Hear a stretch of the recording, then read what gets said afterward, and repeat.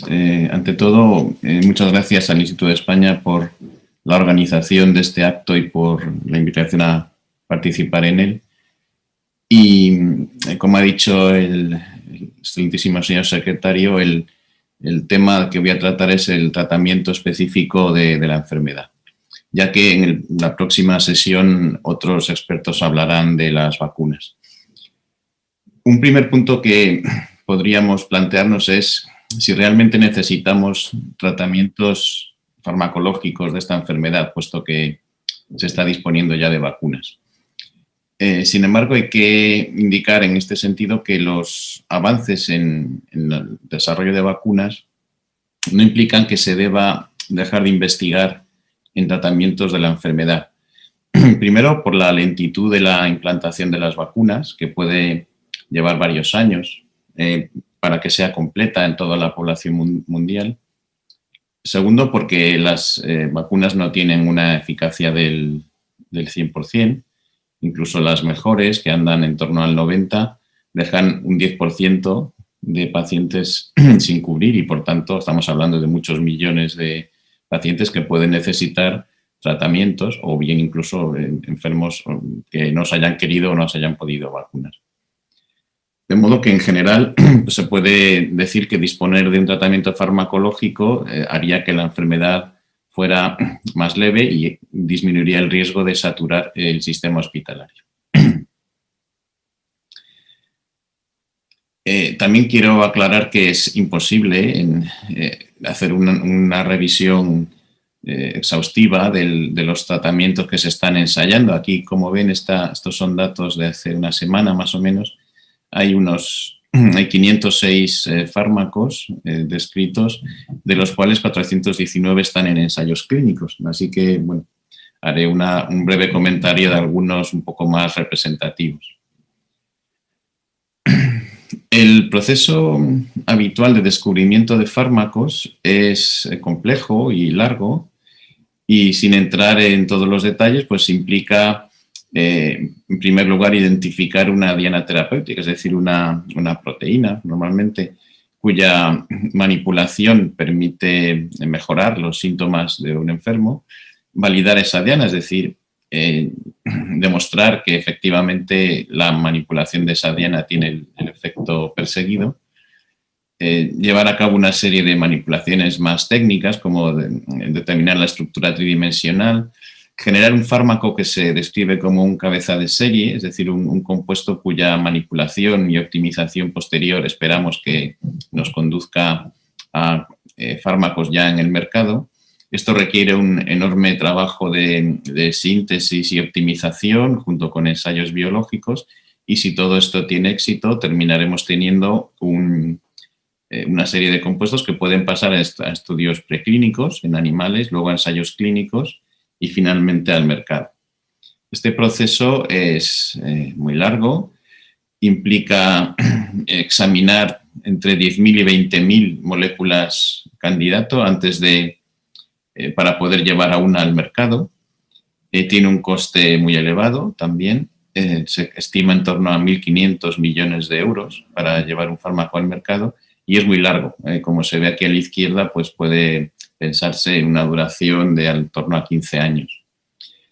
En una situación de emergencia como la que se ha vivido con esta pandemia, se ha recurrido a otra estrategia un poco más rápida, que es lo que se conoce como reposicionamiento.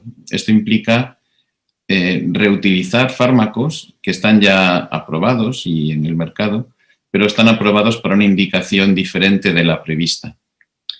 Si se consigue identificar entre estos compuestos ya conocidos uno que sea útil en una nueva enfermedad, los plazos se acortan mucho, ya que disminuyen por este lado, por la parte del descubrimiento, de la optimización y de los estudios de farmacocinética y toxicidad. Y en un caso favorable, pues se puede conseguir llevar un compuesto al mercado al menos dejarlo cerca del mercado en unos 3 años, de ahí en adelante. Así que esa es la estrategia que se ha seguido en este caso. No quiere decir que no se estén investigando fármacos por la vía tradicional, pero esos, si llegarán dentro de mucho tiempo. Otro aspecto que hay que aclarar es que esta enfermedad tiene varias etapas y en cada una de ellas el tratamiento más adecuado puede ser de un tipo diferente al que se debe utilizar en otra de las fases. Inicialmente se trata de una enfermedad vírica y en esas etapas iniciales pues el tratamiento más evidente es con fármacos antivirales, pero llega un momento en que incluso con cargas víricas ya muy reducidas empiezan a aparecer en los pacientes más graves efectos que se deben a la propia respuesta inmune y concretamente al desarrollo de procesos de inflamación por parte del propio paciente. Y en esta segunda etapa puede ser más adecuado no utilizar fármacos antivirales, sino fármacos antiinflamatorios o de alguna forma combatir esa respuesta inmune exacerbada. Esto también tiene relevancia en los ensayos clínicos. Muchos ensayos clínicos, sobre todo al principio, se hicieron sobre pacientes ya graves y realmente fármacos antivirales que se han descartado por ese motivo puede que fueran efectivos si se administran en una fase temprana. Todo eso son aspectos que se deben considerar. La estructura del virus, pues muy conocida, se describe como un coronavirus por su aspecto. Esta es la corona. Y esa corona está formada por una proteína que se conoce como proteína S o de espiga, spike en inglés, que es la que es más característica de este virus. Además tiene una cubierta, una membrana lipídica con proteínas de membrana y en el interior su material genético, que es ARN, junto con una proteína de nucleocápside que protege al ADN y que no está representada en este esquema. La búsqueda de fármacos en este terreno o en cualquier otro tiene que empezar por la identificación de dianas terapéuticas. Y por eso es importante en cualquier enfermedad infecciosa identificar cuáles son las etapas principales del ciclo de multiplicación del organismo invasor. El virus se incorpora a nuestras células reconociendo un receptor que está en la superficie de muchas células, que se llama AC2, que es la enzima conversora de angiotensina, que tiene muchas funciones fisiológicas, pero que en este caso es la puerta de entrada del virus. Una vez el virus dentro de la célula libera su material genético, lo cual requiere una serie de procesos que ahora comentaré un poco más despacio. Una serie de etapas de hidrólisis de las poliproteínas, que ahora también comentaré, que genera el virus. Y finalmente, tras unos procesos más que no voy a comentar con detalle, de transcripción, traducción, etcétera, se generan nuevas copias del virus que se liberan e infectan otras células. Estos últimos procesos tienen lugar en la superficie del retículo endoplasmático de nuestras células y, de hecho, la membrana del virus es un fragmento de la membrana del retículo endoplasmático. Bueno, pues la proteína S, que es la más característica del virus, de la que se habla mucho, tanto en términos de diagnóstico como de tratamiento, tiene la estructura que se muestra aquí. Es una proteína de membrana. Esto representa la cubierta, la membrana del virus, y la proteína está incrustada en esa membrana. Y por otro lado, tiene en el otro extremo un sitio de reconocimiento que se conoce como RBD, por el cual se une al receptor AC2 de nuestra célula para llevar a cabo la invasión. Por tanto, una primera serie de posibles dianas terapéuticas son las relacionadas con estos procesos iniciales de invasión. Es decir, se podría pensar en fármacos que interfieran o que impidan la interacción del receptor AC2 de nuestras células con la proteína de espiga del virus.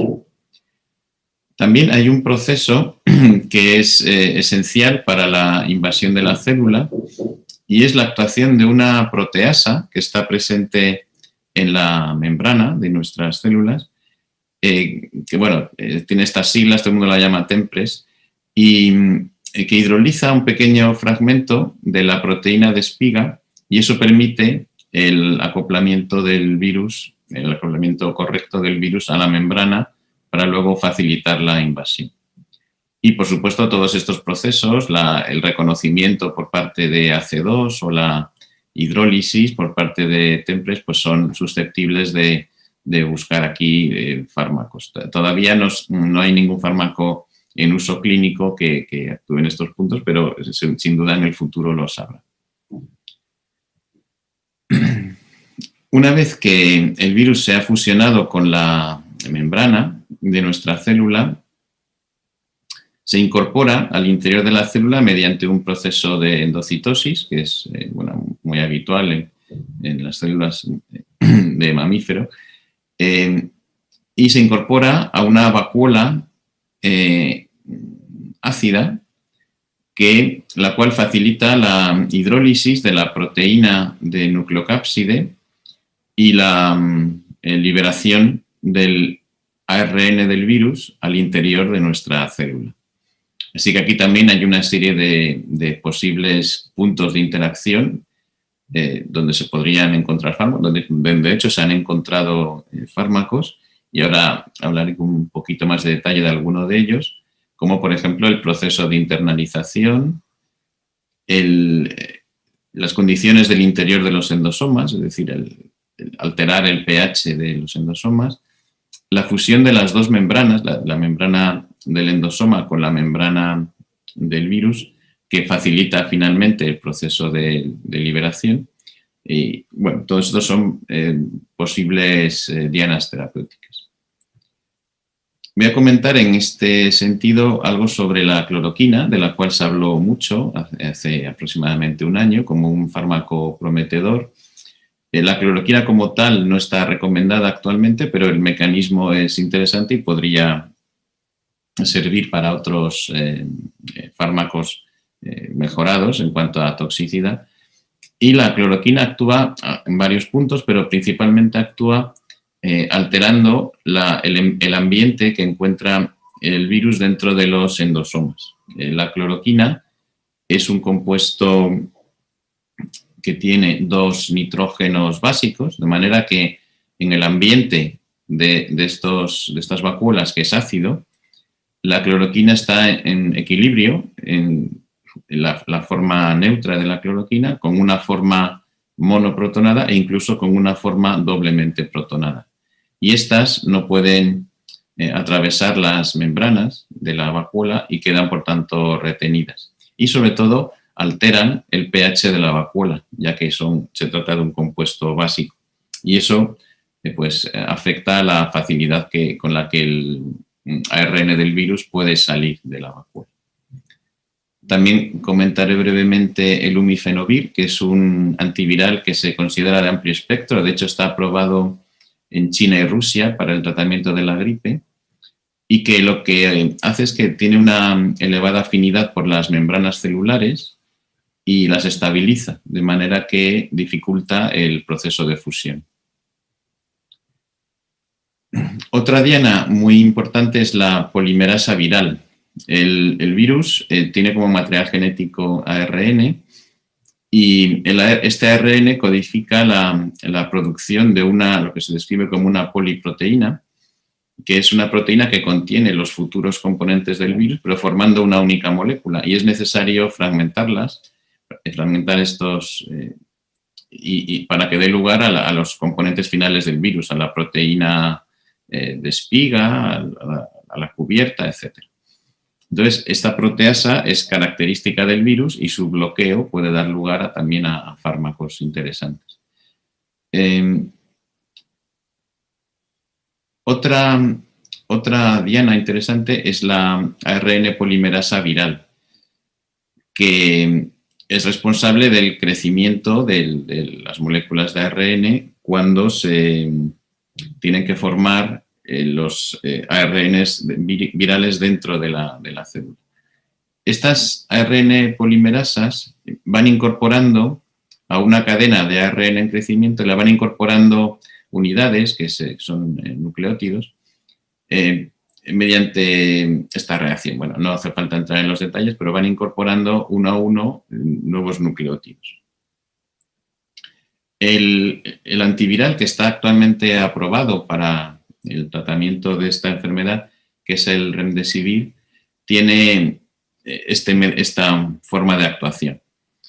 Y sin entrar en los detalles más técnicos de cómo se diseñó, este compuesto se incorpora al centro activo de la ARN polimerasa, pero como está modificado, estas modificaciones impiden la incorporación del siguiente nucleótido, con lo cual se interrumpe el crecimiento de la cadena de ARN. También actúa así el Favipiravir, que es otro compuesto aprobado inicialmente para el tratamiento de la gripe en Japón y que también se ha utilizado de forma experimental en el tratamiento del virus del ébola, lo mismo que el Remdesivir, y que actualmente está aprobado en algunos países para el coronavirus. Y es también un inhibidor de la ARN polimerasa viral. Bueno, esto lo podemos pasar.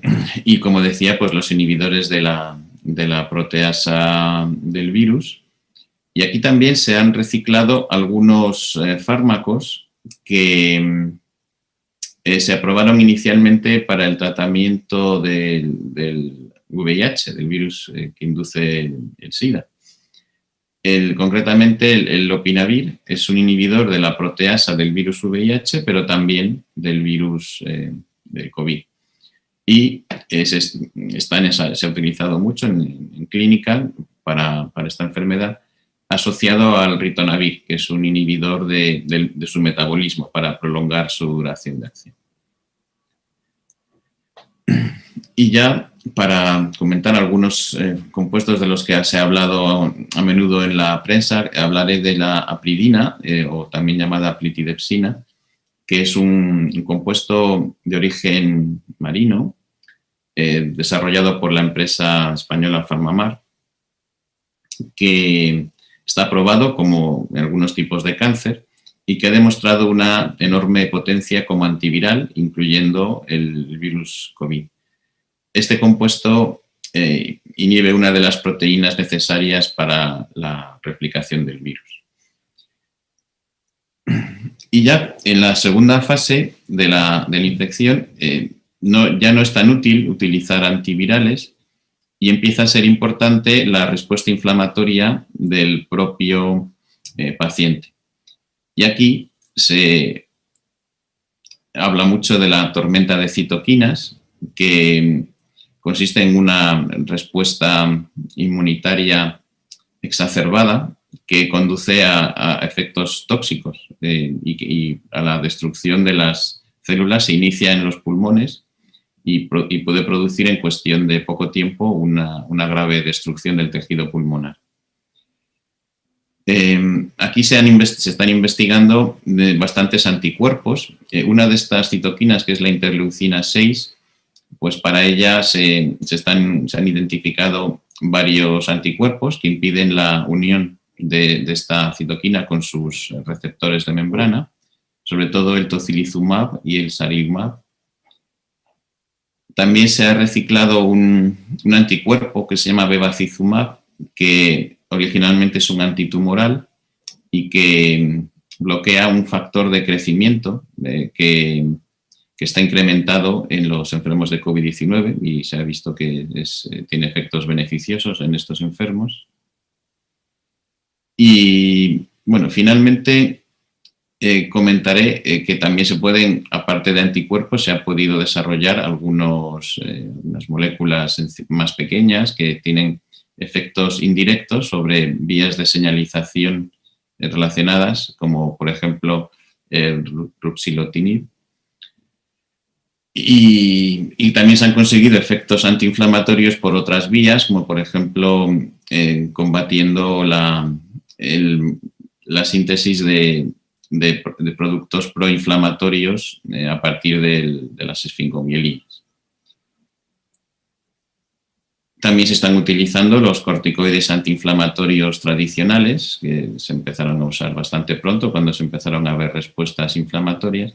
Y ya finalmente comentaré que también se está investigando el uso de terapia pasiva con anticuerpos de enfermos convalecientes, que está dando también buenos resultados. Aquí se toma sangre de un enfermo reciente del virus, se purifican estos anticuerpos, se ensaya el título de anticuerpos y si hay una cantidad adecuada se da a otro enfermo que en el futuro pues, suministrará quizás sus propios anticuerpos para el tratamiento de otros enfermos.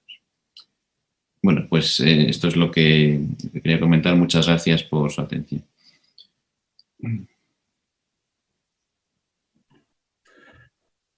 Profesor José Carlos Méndez Ramos, muchísimas gracias por su interesantísima conferencia y sobre todo por el ajuste temporal. Tenemos bastante tiempo, 8 minutos, para iniciar un coloquio que rogaría a ustedes que lo iniciaran, ya que yo ya he hablado demasiado. ¿Alguna sugerencia, alguna pregunta? Algo de no estar de acuerdo fundamentalmente con el ponente. Profesor Miguel Sánchez, usted que es intensivista y vive la situación. Sí, bueno, nosotros estaríamos encantados de tener más herramientas, evidentemente, ¿no? Y todavía pues muchos de los ensayos no tienen resultados. Espero que eso cambie cuanto antes, ¿no? En el campo de averiguar o de reposicionar algunos fármacos conocidos, hay algunos estudios basados en inteligencia artificial y teniendo en cuenta dianas terapéuticas y estructuras moleculares y tal que han hablado de la pirfenidona y de la melatonina como elementos que puedan retrasar o modificar el curso de una de las maneras en las que fallecen nuestros enfermos, que es la fibrosis pulmonar progresiva, y la otra, pues, que es pleomórfica, digamos, la melatonina, que puede tener sobre todo efectos inmunomoduladores, ¿no? En ese sentido, ¿podría hacer algún comentario sobre primero esta metodología y la manera de generar posibles opciones a evaluar en el futuro en ensayos clínicos? Sí, bueno, he dicho al principio que se ha recurrido a esta vía de reutilizar fármacos conocidos porque en principio es más rápida que partir de cero y tener que investigar sobre todo aspectos de seguridad y demás.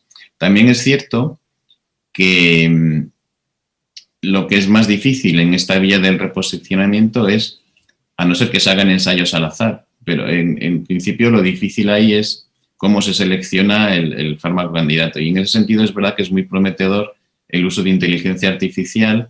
Se han hecho durante el año pasado, cuando estábamos más o menos todo el mundo encerrados, pues ha habido muchos grupos de investigación que se han dedicado a estudiar de forma computacional la posible interacción de colecciones de compuestos ya conocidos con proteínas, especialmente con la proteína de espícula, pero bueno, no solo con ella, sino con posibles dianas. Y el uso de inteligencia artificial y de lo que ahora llamamos Big Data, pues es muy prometedor en este sentido, en cuanto a encontrar candidatos para el desarrollo posterior. Esos candidatos, muchos también están siendo antivirales que son suficientes o que habían dado indicaciones de ser compuestos de amplio espectro, porque por algún motivo, pues sobre todo porque actúen, por ejemplo, en el proceso de fusión de membranas. Eso es común a muchos tipos de virus y, por tanto, hay compuestos que son útiles. Por ejemplo, he comentado el caso del Arbidol, que que se utiliza contra la gripe en algunos países, pues bueno, si es capaz de impedir la fusión del virus de la gripe, pues puede ser razonable ensayarlo en o por ejemplo, inhibidores de proteasas, como la proteasa del virus no es muy diferente de la del VIH, por ejemplo, pues bueno, eso también le da a uno esperanza de decir, bueno, pues voy a ensayar. Pero es verdad que aquí la mayor dificultad siempre es el punto de partida, qué moléculas candidatas escoger para esto. Y bueno, en cuanto a por ejemplo, el uso de la melatonina, efectivamente, bueno, la verdad es que hay tantos compuestos en ensayos clínicos ahora mismo que es muy difícil abarcarlos todos, ni siquiera pretender abarcar todos los mecanismos. Pero la melatonina sí que tiene características muy interesantes sobre el sistema inmune y luego también es antiinflamatoria. Vamos, en algunos aspectos se puede considerar antiinflamatoria, es inductora de la vía NRF2, o sea que sí, que tiene, en ese sentido es prometedora. Lo que, o sea, para mí es difícil decir si es más prometedora o menos que otros muchos candidatos que hay ahora en clínica. Eso lo dirá el tiempo, supongo. Pues muchísimas gracias. Solamente una pequeña, entre comillas, comentario a la nomenclatura. El profesor Méndez Ramos creo que ha utilizado al principio la terminología inglesa inicial de spike, pico, espiga, y luego acaba de mencionar la palabra espícula, que parece que en anglosajón ha ganado el terreno. En castellano preferimos la palabra spike, de pico o espiga, en cuanto significa algo que sale, ¿no? Es el peplómero de la superficie viral, mientras que cambio la terminología de espícula en castellano es más algo que penetra. Es nada más que un comentario lexicográfico que no tiene mayor trascendencia. Muchas gracias, ni me había dado cuenta de haber dicho espícula.